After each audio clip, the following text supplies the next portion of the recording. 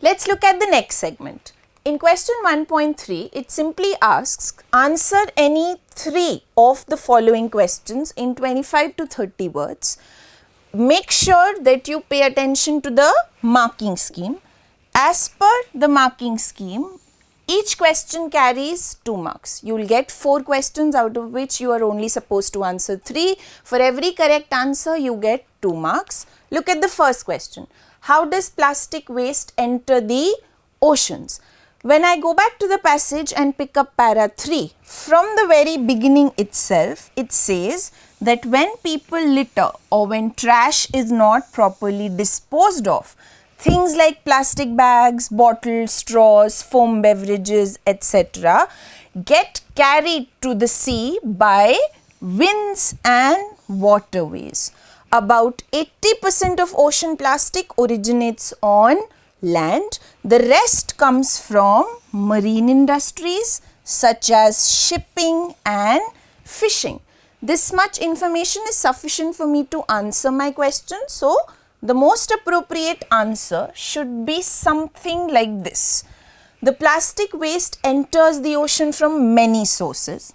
When people litter or when trash is not properly disposed of, things like plastic bags, bottles, straws, foam beverage cups, etc.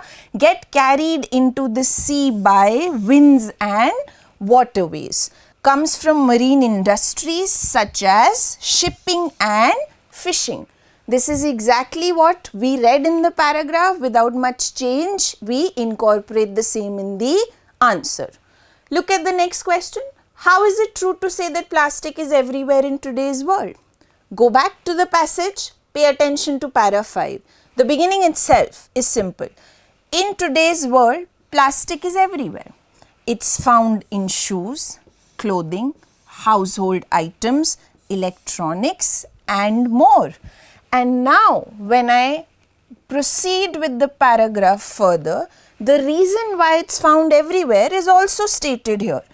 They are cheap and easy to manufacture. Plastic is lightweight, water resistant, durable and can be molded into nearly any shape. Once all these properties are identified, plastic can be easily incorporated in our everyday routine. So, frame the answer. Pay attention to the key ideas and look at the most probable answer. It's true that plastic is everywhere.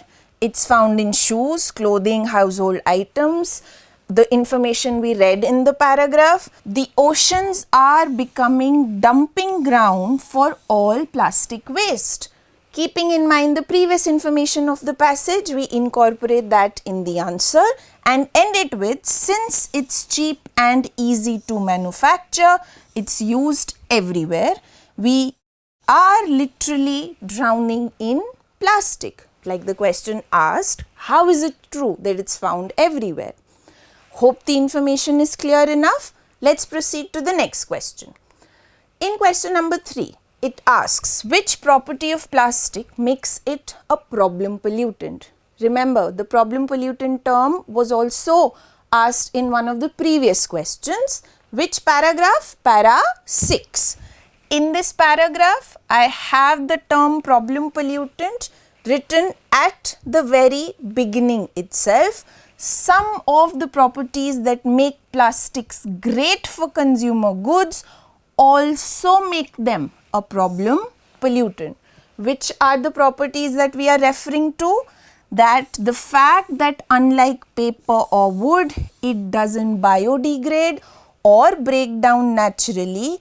Instead, it just fragments or breaks into tiny pieces. In continuation to this, in the remaining paras also you have similar properties. When you correlate all of that information, you get the most appropriate answer. In the most appropriate answer, pay attention to the properties. There are some properties that make plastic a problem pollutant. Firstly, like we just read, it's not biodegradable, since it breaks down into tiny pieces and become microplastic. Additionally, plastic contains other chemicals like dyes and flame flame retardants, and these make it more harmful. This information is coming from the continuing paragraphs like para 7 onwards, and to end the answer, we also have the tendency of plastic to absorb harmful chemicals from its surroundings and act like a sponge. Correlating all the information, you have all the properties that allow plastic to become a problem pollutant.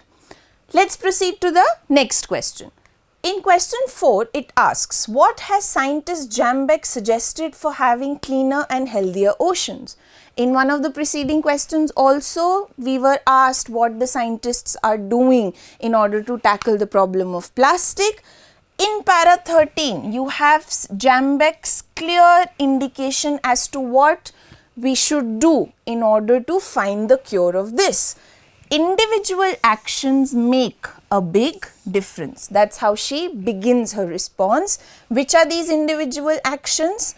Firstly, proper recycling of trash collection is a key step. This recycling is essential, and simple things like reusable water bottles, mugs and bags really cut down on waste. She says this in order to emphasize her point. Skipping straws or using paper also helps in doing the same. Correlate this information and find the most appropriate answer. How should I write it? Suggestions by scientist Jambeck for having cleaner and healthier oceans are based on individual actions making the big difference. What actions she suggested? We should recycle plastic, use reusable water bottles, mugs and bags, etc.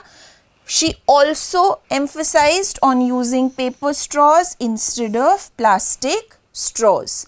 This information is clear to sufficiently answer the question. Now, out of these 4, you were only supposed to attempt 3. For each correct answer, you get 2 marks.